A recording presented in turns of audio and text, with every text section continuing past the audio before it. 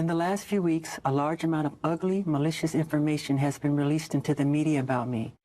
This investigation regarding Mr. Jackson involves allegations of child molestation, 288A of the California Penal Code. And I will not be a silent collaborator of his crimes. Were you ever accused of having sexually molested Brett Barnes? Won't answer that. The strain of the ongoing investigation is clearly taking its toll. I'm behind my son. I don't believe any of this stuff that's being written about him. We support our brother wholeheartedly. The felony complaint involves 9 counts. So has the star simply buckled under pressure? Was the strain too much of seeing his accuser in court? But in the end, he simply couldn't afford to live in a fantasy. Breaking news for you tonight. The singer Michael Jackson is reported to have died from a heart attack. Daddy has been the best father you could ever imagine. Intense sexual abuse. Being heard is a powerful thing. We can't control what people believe. The information is disgusting and false.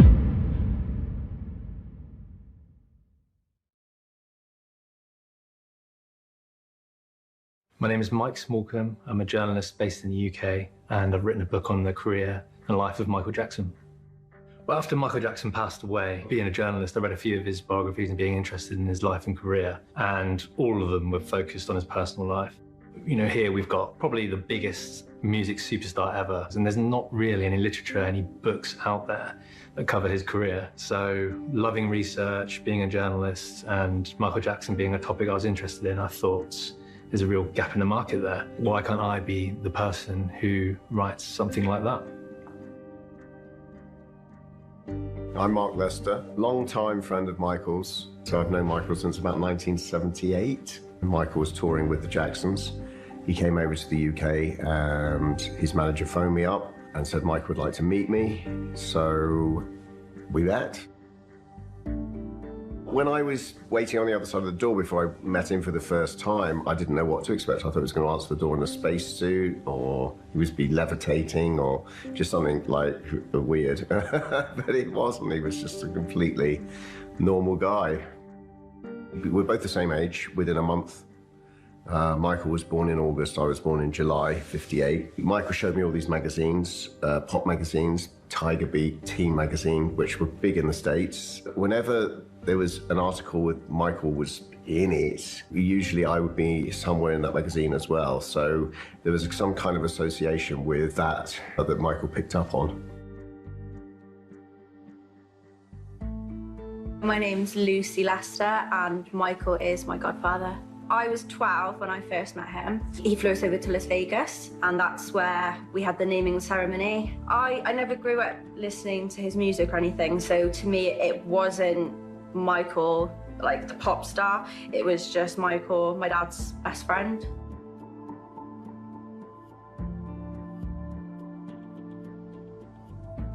My name's Matt Fidesz. I was Michael Jackson's friend and bodyguard for a number of years.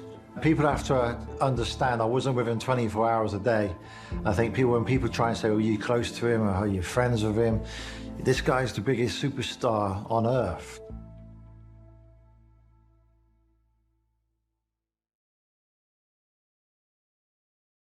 When Michael was on stage, he owned it. It was an incredible transformation.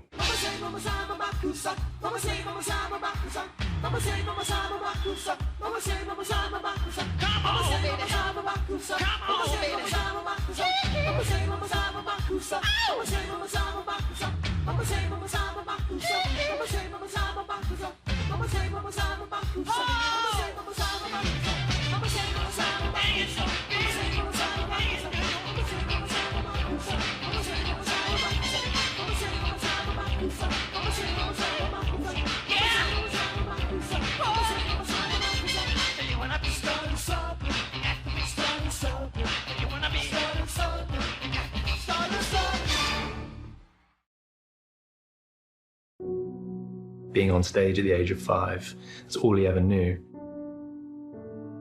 It was in the Jackson 5, of course, and tremendously successful, and it led him to be one of the richest people in entertainment ever, and to be adored by millions of fans around the world. So that's a great, great privilege. Of course, we know the flip side to that with Michael Jackson, and the burden of that. I always likened him to being sort of a member of the royal family.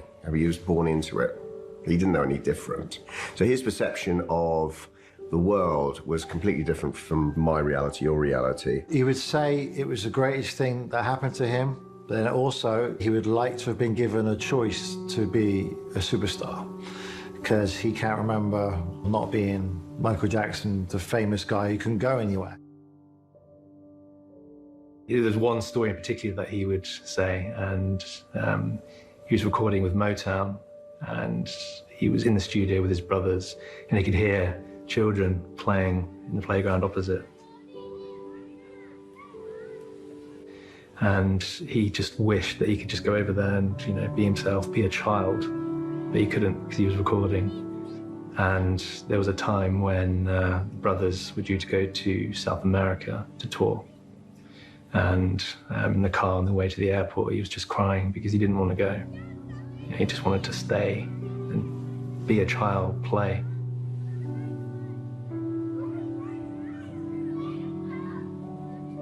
But he couldn't do that.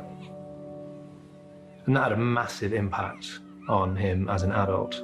Obviously, this obsession with childhood, building Neverland Ranch, wanting to be with children, always trying to compensate for that childhood that he never had.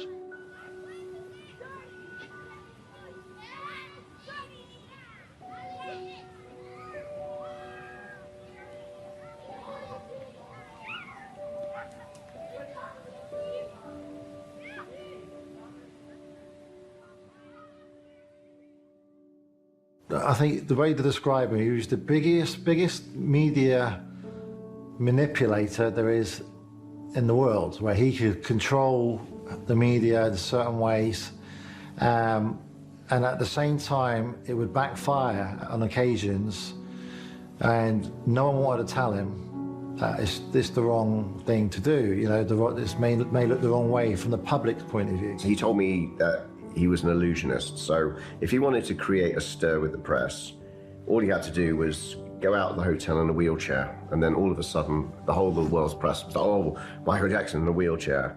And then he'd just get out the wheelchair and get in the car. One of his favorites was surgical mask. He'd walk around with it and they were like, what's going on here? You know, why is he wearing a surgical mask? It was for illusion. So he knew kind of a little bit how to play and to toy with the press, but in other ways he was incredibly naive. Weird stories about Michael Jackson sold. The fact that Michael was a bit eccentric helped that. So this mystery persona, I mean, wow, you know, he sleeps in an oxygen chamber. He lives on a theme park. His skin color's changed. You name it. Sadly, it kind of came round and it bit him on the backside a bit. Unfortunately, it was partly Michael's fault, the mysterious aspect of his life, the weird stuff coming out in the 80s, that was slightly his fault with his PR campaign. But that was quite innocent stuff, really. The chamber, Bubbles the monkey, Elephant Man Bones. It just got really, really vicious and negative and totally backfired, unfortunately.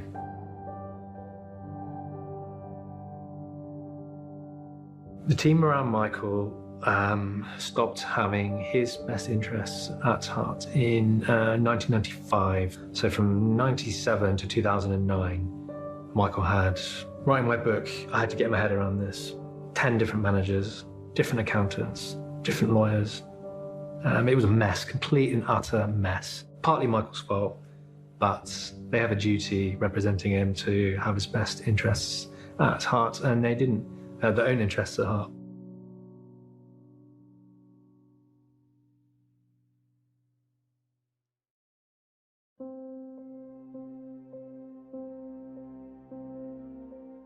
In '93, the civil lawsuit filed by the Jordan Chandler family and the police report, that was simultaneous. Once Michael Jackson had settled that civil lawsuit, the reasons being not because he wanted to hush the Chandler family, the reasons are actually quite incredible. I can't speak for Michael, but I know one thing. Michael is not guilty. I talked to him before, and I think he'll be fine because he had nothing to be ashamed of. He's strong. So he's very strong. He'll just come out. A judge ruled that the civil lawsuit would be heard first. Because it was a minor, I think he ruled that, okay, we're going to have to hear this within 120 days from this date.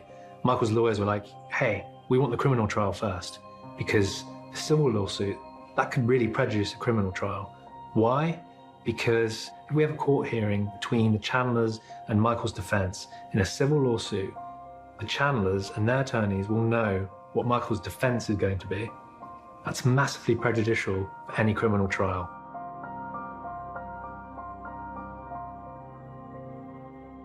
You wouldn't get a fair criminal trial because you've had this civil thing going on before. The important one was the criminal one because you could end up in jail. The civil one is just about money. But if you're hearing the civil one first, and that could help get you in jail, Michael's team was like, the only option we've got, because the judge ruled the civil one is going to be heard first, is to get rid of it.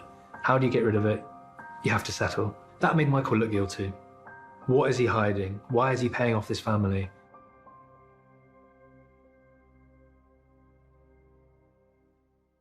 If this really went on, do you think a father would accept money, that would make it okay, that would make everything all right? I mean, it doesn't make any sense. I know that if that were my son, I'm sorry. I don't care if you gave me $1 billion.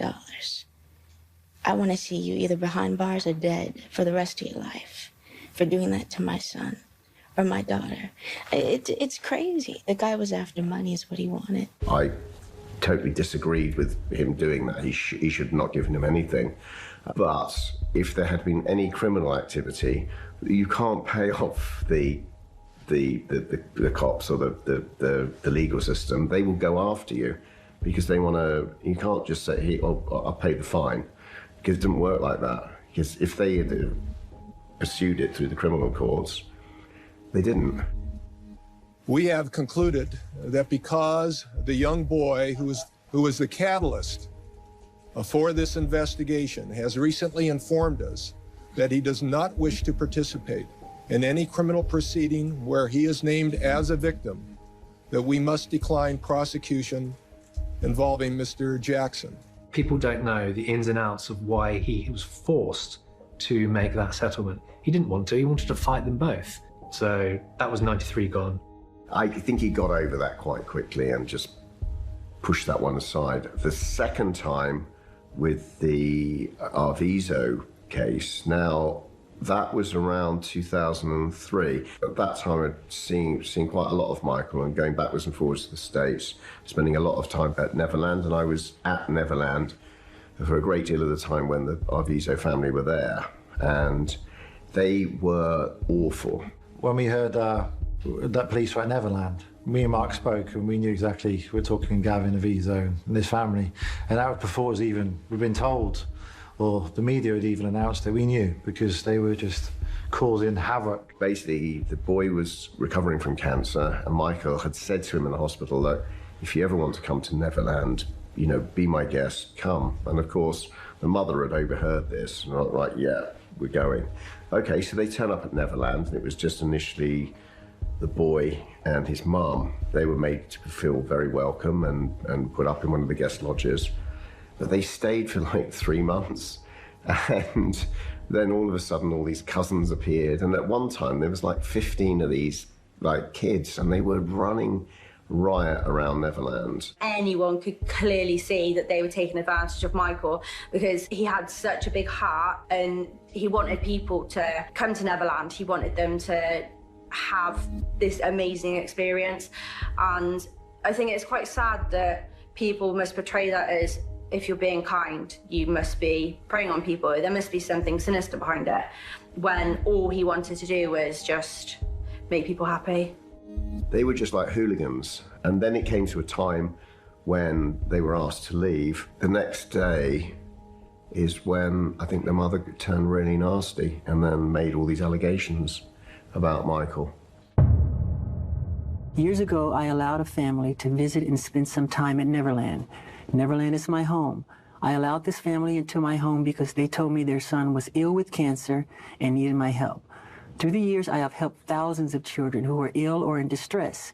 These events have caused a nightmare for my family, my children, and me. I never intend to place myself in so vulnerable a position ever again. The service of the warrants was part of an ongoing investigation alleging criminal misconduct on the part of Michael Jackson. The basis for this investigation regarding Mr. Jackson involves allegations of child molestation, 288A of the California Penal Code. Additionally, an arrest warrant for Mr. Jackson has been issued on multiple counts of child molestation. The bail amount on the warrant has been set at $3 million. At this point in time, Mr. Jackson's been given an opportunity to surrender himself to the custody of the Santa Barbara Sheriff's Department within a specified period of time.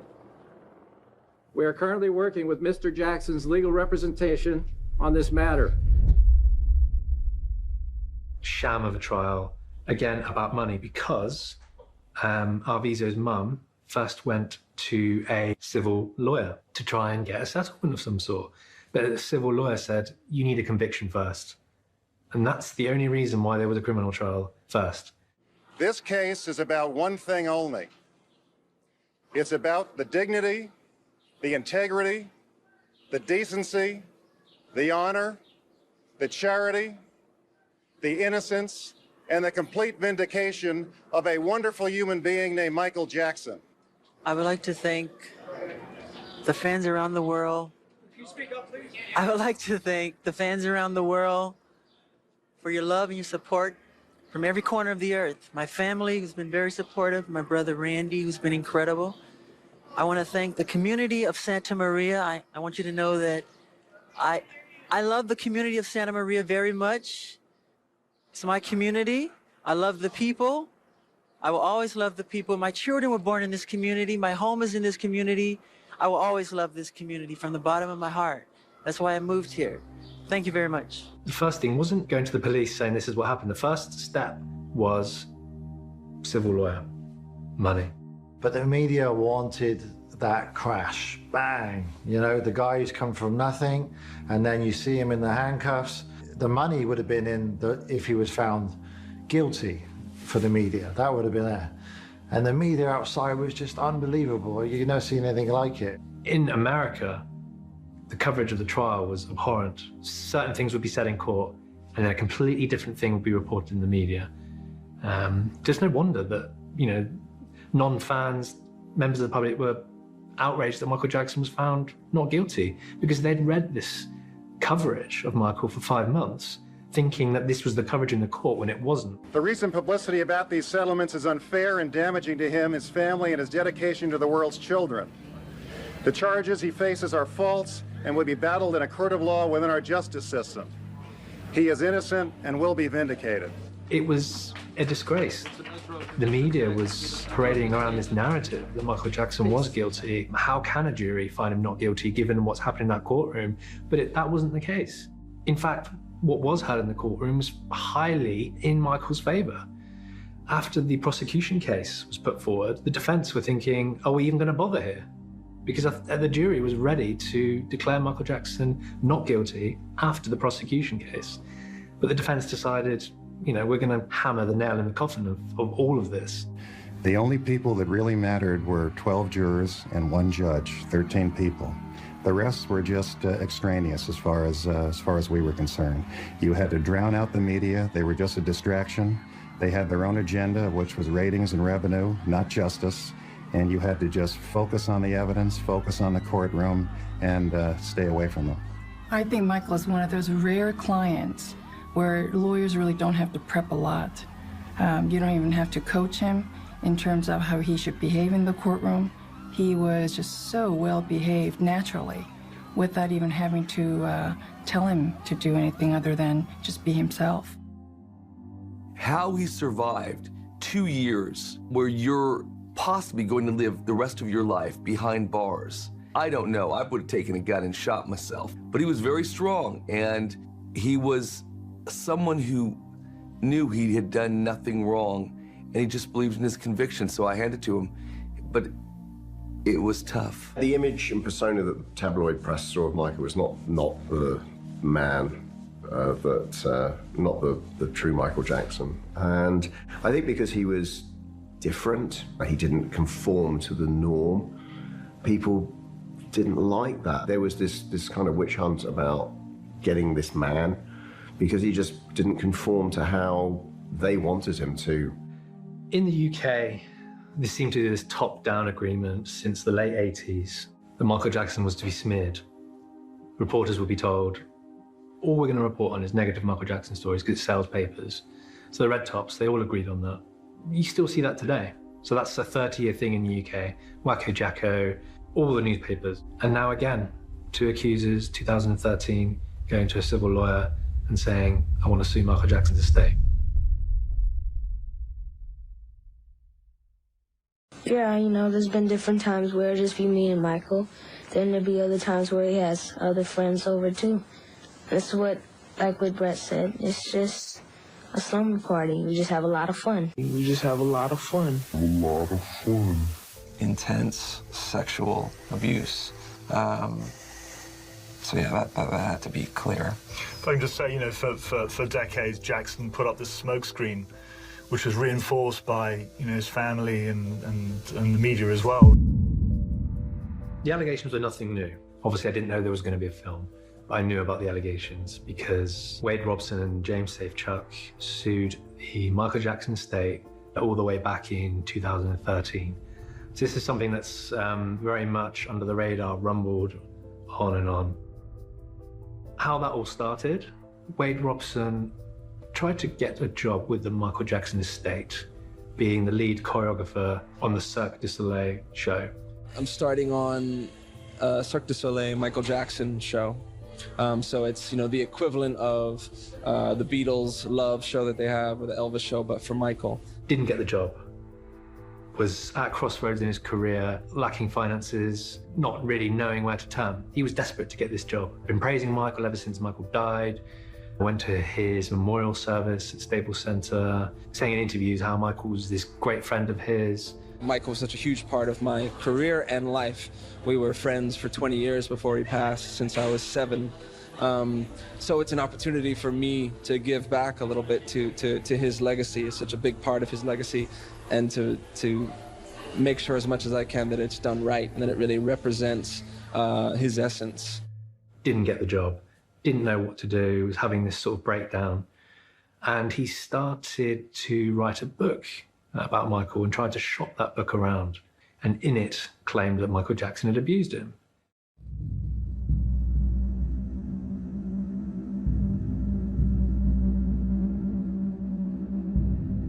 No one would have it. So that was when Wade Robson went to a civil lawyer and looked at his options and eventually filed a creditor's claim against the Michael Jackson estate. It was initially $1.5 billion. I don't have an intrinsic knowledge of the ins and outs of how much it eventually was, but it's hundreds of millions of dollars. He actually filed that lawsuit initially under seal. So if you file something under seal, it doesn't become public record. He was hoping that the estate would go, oh, here's X amount of money, let's keep this quiet, here's your money, go away. But the estate was like, no chance, we're gonna fight this. That's when it became public. I'll go back to James Safechuck. He was watching Wade Robson. This was May 2013, watching Wade Robson on TV, one of the TV shows in America, where Wade Robson says, you know, I was abused and all this stuff happened to me. And James Safechuck said in his sworn declaration, that was what triggered something in his mind, made him realize, oh, well, I've been abused by Michael Jackson too. There have been so many inconsistencies in terms of when they knew about this alleged abuse. Wade Robson is saying that in 2005, I testified in Michael's defense because I saw his children. Michael was a friend. I didn't want him to go to jail. That's why I did it. And yet then he's saying that he only realized that he was abused in 2012-13, so you got that inconsistency. It's the same with Safechuck. 2005, claiming that he was asked to testify in Michael Jackson's trial, which is not true. Early on in the trial, a judge ruled that any evidence as per James Safechuck would not be admitted, would not be allowed in the trial. Yet in the documentary, we see Safechuck saying that Michael called me, Michael's lawyers called me, I refused to testify. He's saying that he knew about the abuse in 2005. Michael was a bad man. I'm not going to testify. And then he says that the Wade Robson TV show is what triggered him into realizing that he was abused. So you've got them saying, okay, we suddenly realized in 2012-13, but hey, we knew in 2005, because Wade Robson, I was protecting Michael Safechuck. I wasn't going to testify because he's a bad man. That's when James Safechuck filed a copycat lawsuit. So from 2013 until 2017, you've got this ongoing litigation with the estate. Eventually, a judge threw out the lawsuit because of a thing called statute of limitations. They just basically filed it too late. A year later, you've got the documentary announcement being made. And I watched it, and I was saddened by the show. You know, victims of child abuse is a very, very serious matter. But it didn't really push anything about the child abuse thing. I don't know. I watched it, and all it was like watching a court case where you heard the prosecution and no defense. It was so totally unbalanced, and I don't know, it made me feel sick. That was, for them, the obvious route. Let's make this thing public. Let's make this a worldwide issue. Can this help our appeal, which isn't mentioned in the documentary, against the decision by a judge to throw out the case? It's like I don't feel like they want justice. If that was me, that would be above anything. That is what I would want. I wouldn't want to be going, you know, in front of a camera, talking about my experience to people that don't know me. You know, the first thing I would do is go to the police. I wouldn't be thinking like how, you know, oh, let's turn this into a book. Let's go and sue the family. Because who does that? I couldn't speak the truth any earlier than I did. I wish I could have. I wish I was emotionally and mentally capable earlier than I was. I think being heard is, you know, probably one of the #1 wants of a victim. But, you know, also when all this goes away and the interest goes away, you know, we're still left with being abused. So much silence and so much isolation, which I experienced, James experienced, and most survivors experience. So being heard is a powerful thing. We can't control what people believe. That's up to people's own journey. All of Michael's accusers, it's always been about money. It's never because, you know, there's evidence that he's done this or done that. It's always money, or always going for the money first, or they wait till he dies and goes for the money because they know a criminal trial won't work. So it's always financial.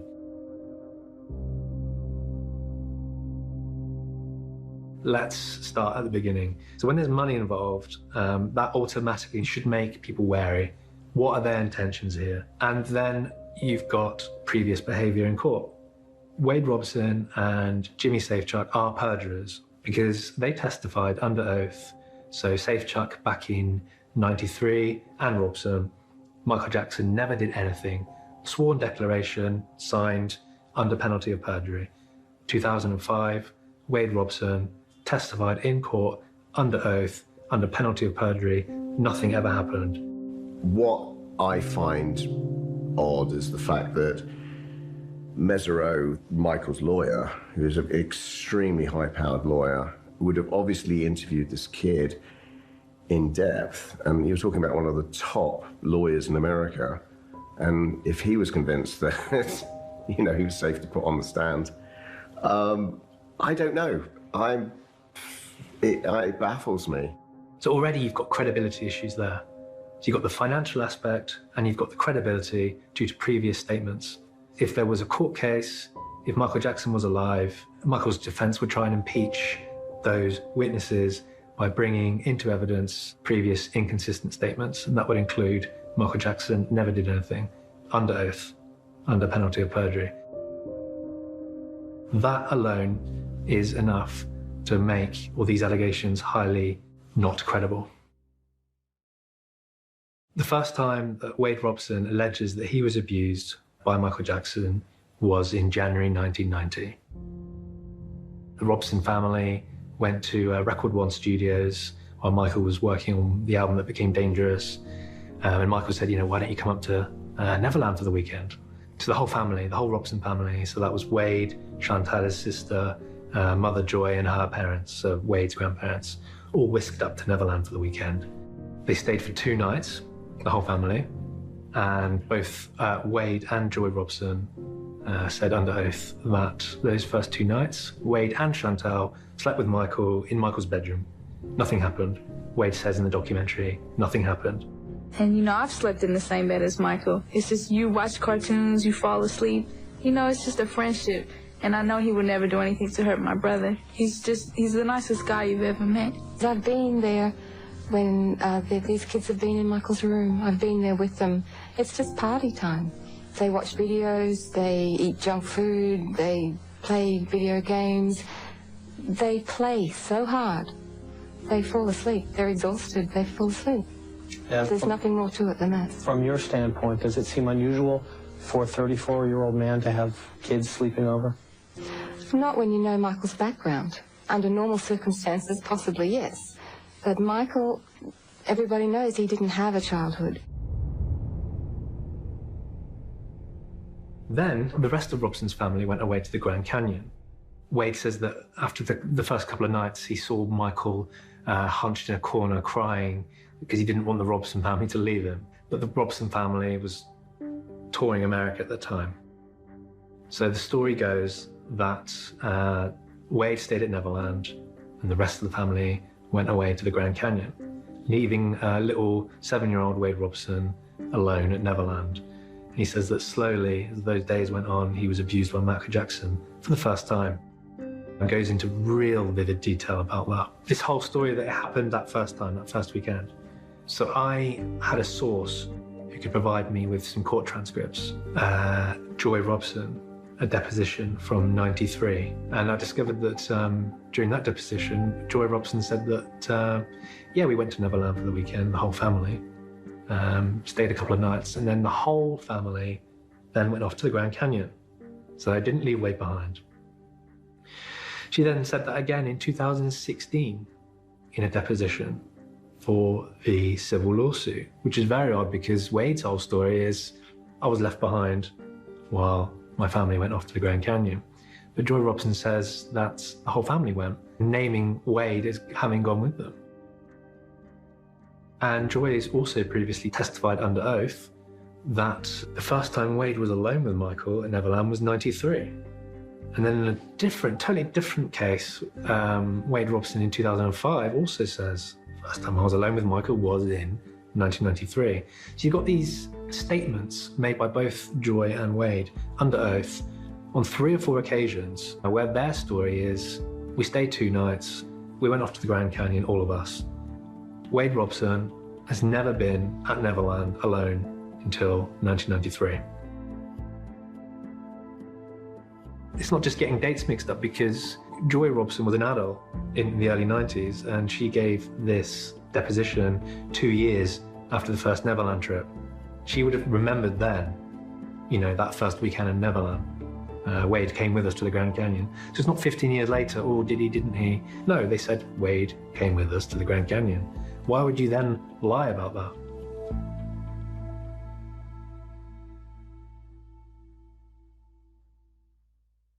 In the Leaving Neverland documentary, James Safechuck gives this detailed story about how he was abused in different places around Neverland by Michael Jackson, including the Grand train station, which people will know because of the floral clock in front of it. It's quite an iconic piece. So he goes into this detail about how he was abused in a room upstairs, and pictures appear on the screen. So it's definitely that train station. And he says it happened every day. And he says how it's something that happens when you first get into a relationship and things are exciting. That to me would indicate that he's talking about the start of when he was abused by Michael Jackson, allegedly. So his time period where he alleges he was abused, again, signed 2 sworn declarations under penalty of perjury that he was abused between 1988 and 1992 until he was 14. The narrative of the whole thing is that I got too big, I got too old, Michael moved on. He started phasing me out and replaced me, essentially. So if we've got that timeline of I was abused between 88 and 92, the train station abuse must have happened during that time period. And a fan pointed out that the train station didn't open until 1994, by which time Safechuck was 16. They got a couple of pictures, a couple of Associated Press and Getty Images pictures, some footage of Neverland from '91, Elizabeth Taylor's wedding, and footage above Neverland from a helicopter, no train station. So the fans had established that. That prompted me to use my source to try and nail this down. Let's prove that this train station didn't exist until '94. So I managed to get hold of the construction permits, which showed that the train station was not approved for construction until September 1993. There was an image taken by a press photographer on the 25th of August, '93, from a helicopter. And his name is Stephen Starr, so he was working in an office in LA. The reason he was flown over Neverland on that day was because of the allegations, which had surfaced 2 days earlier. So, Steve, get yourself in a helicopter, take some pictures of Neverland from above. Those pictures show no train station. And I contacted Steve Starr personally, and he's confirmed that 25th of August, '93 is the correct date for when he took that picture. No train station. And then you've got the permits approved a month later. You've got real solid evidence that there was no train station until the building didn't begin until late '93. It opened in 1994, and Michael Jackson in '94 was living in New York to record the History album. A couple of reasons: to get out of California because of the DA going after him, and there was an earthquake in LA in early '94, and he was a bit scared about that, so he wanted to move the entire operation to New York. Michael Jackson wasn't in LA in '94, but the point being, you've got a 2-year discrepancy there. Safechuck saying, abuse stopped, I was 14, it was 1992. Going into vivid detail about abuse happening in a train station, in an upstairs room. That's a massive discrepancy.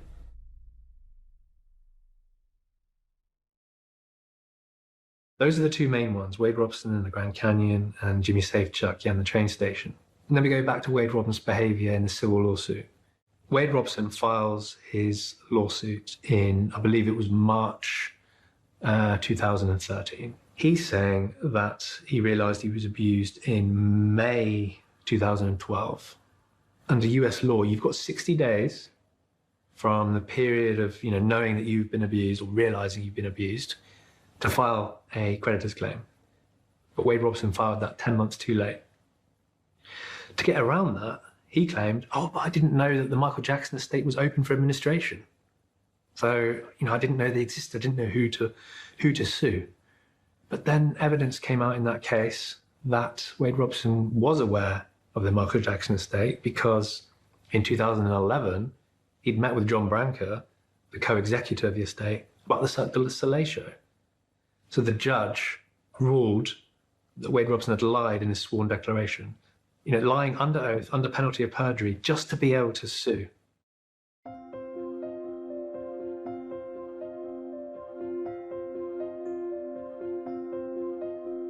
Neverland was built as a safety bowl where, no one could get in. I mean, it was a big property. It was the size of Hyde Park, the whole area of it.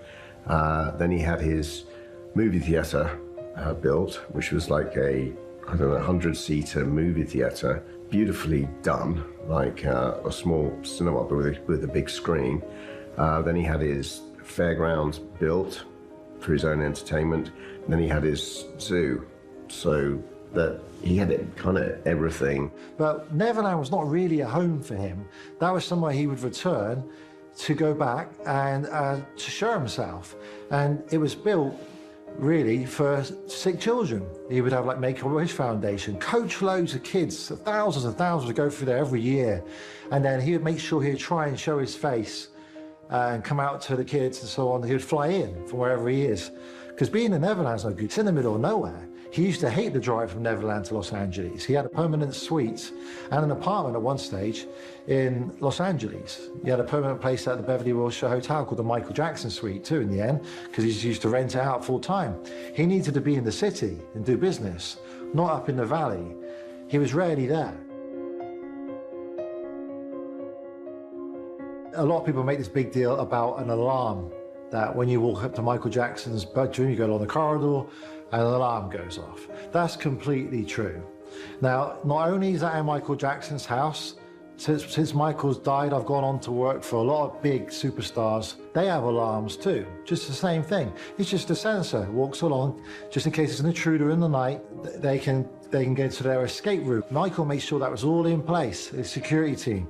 So whenever you walk, yeah, alarm bells would go off in Michael's room to say someone's approaching.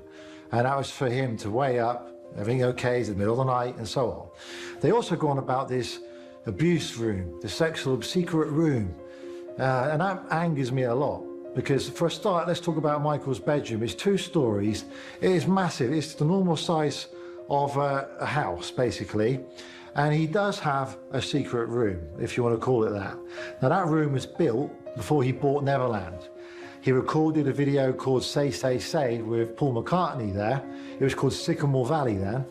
And he liked the property so much, he liked the ranch, he wanted to buy it. And it's quite standard for houses of that magnitude to have panic rooms. And they had a panic room already built in there. And that's what we're talking about here. We're not talking about an abuse room, a sex abuse room, anything like that. That was where Michael went when the alarms went off, or when head of security or someone on Neverland alerted him that something's not right. He would run to and shut himself in, and he would have stuff in there that would entertain him because he could be in there for some hours waiting for the police to turn up and so on, because Neverland's in the middle of nowhere. So yeah, he would have what's, Disney films and what may not be normal to normal people, but he ain't normal. He's Michael Jackson, he's been raised differently. Now, Michael was guarded as much as the president, literally. I mean, he's the most famous man on earth. So from a bodyguard's point of view, it's very hard to understand how these allegations could be true, because he is was the most protected man on earth. He had security like the president. So if we talk about when we're on the road, you would have, you'd get there the day before, you'd do a recce of the hotel, you go through the fire exits and so on. You put security sensor mats outside his door or any entrance to wherever his suite is. You put a camera up top of his bedroom door, a camera outside the hallway door, a camera at the front, camera in the hallway. There'll be nobody coming either side. There'll be nighttime security, which was actually my brother-in-law, believe it or not, who would stand outside his door all night too. So it was unbelievable.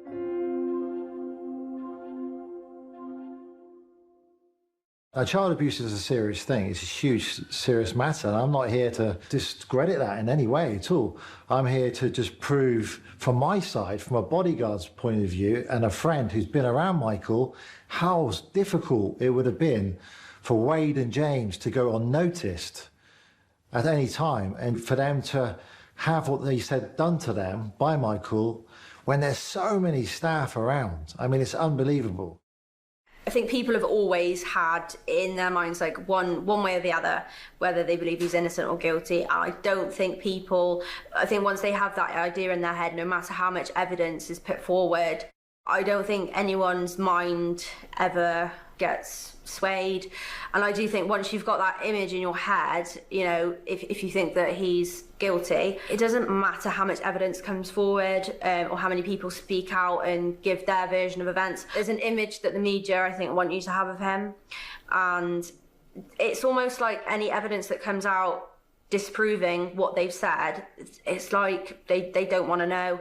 If you consider what there is out there that actually shows him in an innocent light versus what doesn't, I mean, it completely is staggering how much evidence there is to support the fact that he is an innocent man, and people don't want to hear it. They really don't. He went to court, he was acquitted, his Neverland home was raided, the FBI investigated him for 10 years, and people forget about that, and when it's brought up, it's like they don't care. They don't want to hear that. I could make a claim that something's happened to me, and people would believe it. I don't think this is a deliberate hijacking or piggybacking onto Me Too. These allegations were first made way before that, 2013. What I do believe is that Me Too protects the documentary. The media are very, very scared, very wary of doing any investigation work or questioning this documentary whatsoever because of Me Too. Because, you know, we cannot challenge anymore, we cannot question alleged victims, which goes against all journalism. Journalism is about seeking the truth. If you upset some people, then so be it. So Me Too really protects Leaving Neverland, really protects Safe Chuck Robson and Dan Reed, because the media will not challenge the allegations. For example, the work I've done in the media, I know that people will probably look at that as victim shaming or being on the side of this alleged paedophile, but for me, that's not the case. If people see me as in a negative light because of the research I'm doing, so be it, because I want to seek the truth. I want to put this under the microscope and do my job as a journalist and to try and seek the truth. The coverage in the media has been, again, so one-sided, and no journalist can be bothered to do their job. It's all copy and paste, each article, and all this Michael Jackson needs to be cancelled. No challenge made whatsoever, because journalists are scared of the damage to their reputations. People think I'm defending Michael Jackson. Directly, I guess, yes, I am. But what I'm trying to do is balance what didn't happen from the beginning. So from the beginning, Dan Reed, the director, not investigating the claims, not making a balanced 50-50 documentary where we interview Robson and Safe Chuck and then we challenge them about all the different inconsistencies, about the lawsuit, about the financial motive. Me Too is, at its core, a great cause. For people to be able to speak out, that's fantastic, that's great. The core values of Me Too are incredibly positive. But when that gags the media, that's incredibly dangerous.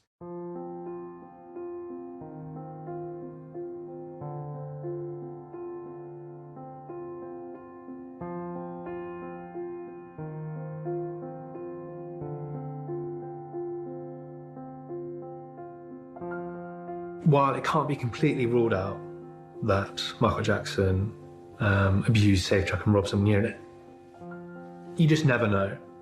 I can't sit here and say, Michael Jackson's innocent, this definitely didn't happen. But what I can say is that at least half a dozen things are inconsistent, they're lying in court. So if I'm sitting on the jury and I hear that those two have lied under oath to be able to sue for money, and just lying in general, and their story's not adding up, just so they can sue the Michael Jackson estate, I would think to myself, they've lied about that. What about the rest? Because all of it is testimony. There's no physical evidence, there's no forensic evidence. The only evidence that they've got is their oral testimony. And in that oral testimony, they've lied several times. So what about the rest of that oral testimony? Can you convict? Can you be sure that Michael Jackson is guilty when part of that oral testimony is irrefutably false? And that's what you'd have to ask yourself if you were a juror trying Michael Jackson. That's what it comes down to. Can you be sure that Robson and Safe Chuck are telling the truth about the whole thing? You know that 10, 20, 30% of it is provably a lie or incredibly inconsistent. What about the rest? That's the bottom line. I will be acquitted and vindicated when the truth is told. Thank you.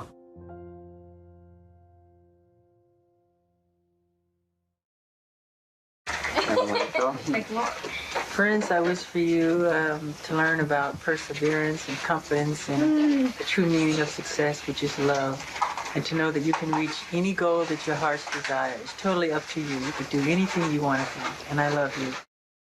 He was the most amazing father that you could ever witness. Michael's kids adored him. They would follow him like little ducklings following the mother duck. He was just great, but he had boundaries with his children. They had to go to bed at a certain time. They had a tutor. They had to have 4 hours minimum every day of schooling.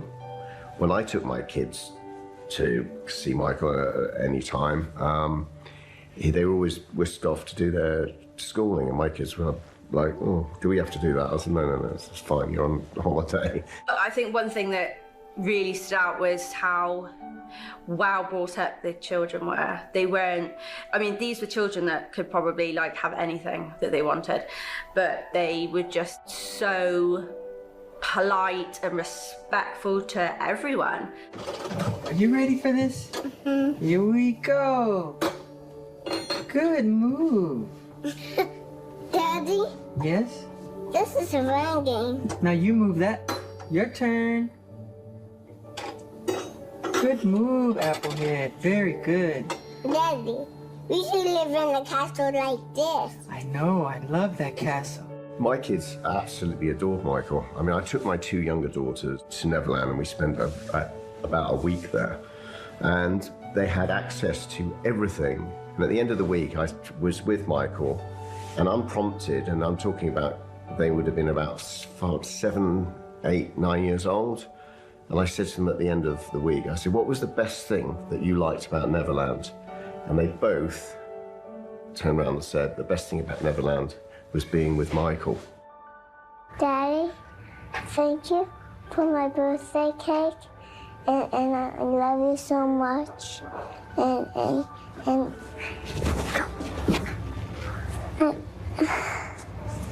I love my daddy so much. You're the best daddy in the whole world.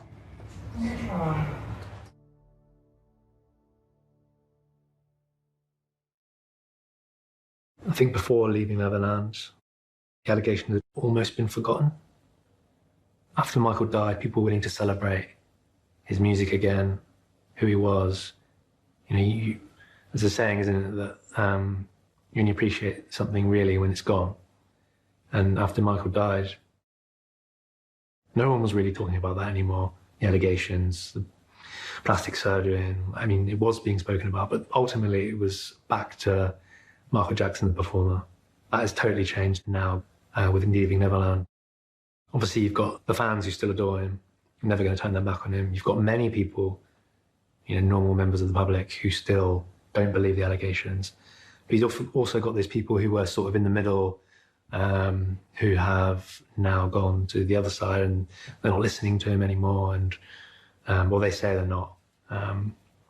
So it has had an effect on his legacy for sure. But I think, again, because of how the allegations made in the film have backfired slightly now, people are starting to challenge them now. So I think slowly but surely it will recover, the situation will recover. But I think it's a testament to Michael Jackson that he can be accused of these horrendous crimes on 3 occasions, and yet we're still talking about him in musical terms. This is it. I mean, this is really it. This is the final curtain call. I just remember Michael as just being a very generous, very kind, very, you know, he'd always listen to what you were saying. It wasn't always about him or what he was doing. In fact, very little. He'd listen an awful lot, and he used to listen to my children. He used to ask them how they were doing at school, you know, what their favorite subjects were, what they wanted to do when they grew up. And he took a lot of time finding out about what other people and what their interests were. He was a very, very good father, to the point where it used to annoy me, the fact that how good a father he was, because it used to make me look not such a good dad.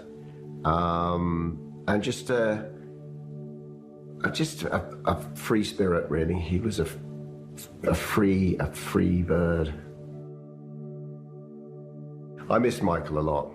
I miss him a lot, and my kids miss him. They miss his kids, and it's just such a shame that the man isn't around with us. I mean, just how caring and how loving he was. Like, he had so much love to give, and I would give anything if he was to be still around. But in a way, because, you know, of his name being dragged through the mud, as sad as it sounds, I'm kind of glad he's not here to see this, because he would be heartbroken. He really would. When when it all first came out, he was absolutely devastated, and like he just couldn't comprehend how people could think that about him. To be honest, he couldn't comprehend how anyone could even do that to a child, let alone him. So then for those accusations to, you know, be made towards him, he was heartbroken. I don't think he was really the same after. I think he was just a broken man, really, to be honest. He was an intelligent, smart guy, not some comic figure that people seem to think he is. He was an intelligent man, and intelligence is not shown. And I think that was maybe his biggest mistake. Had he shown the businessman Michael Jackson, which he did a little bit with the Beatles catalog decision and a few other wise moves he made, then they would understand him more. But yeah, he's misunderstood, and it's a shame that we're not celebrating his music and dance now on his 10th year anniversary of his passing and having to deal with stuff that's been dealt with. But he never really recovered from that. That broke his heart. Read the box, Daddy. Counting your blessings, biding your time.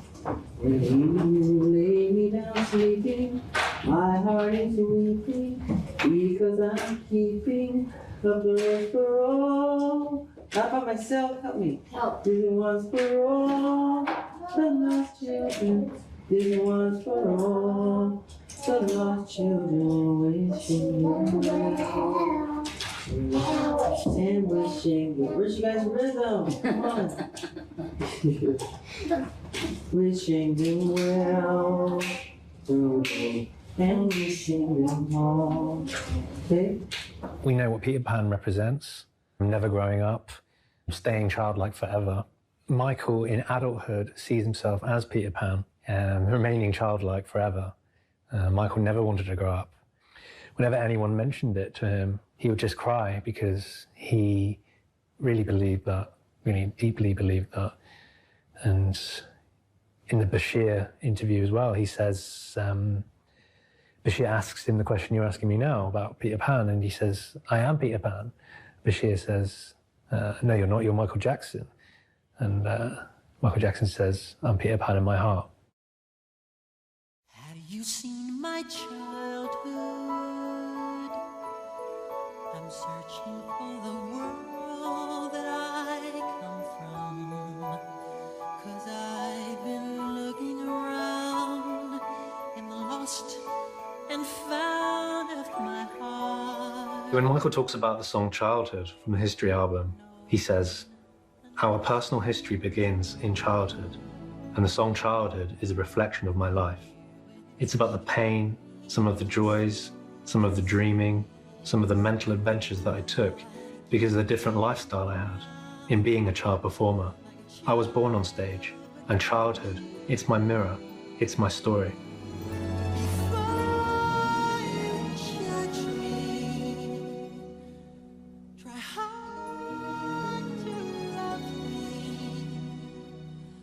The pain for youth I've had.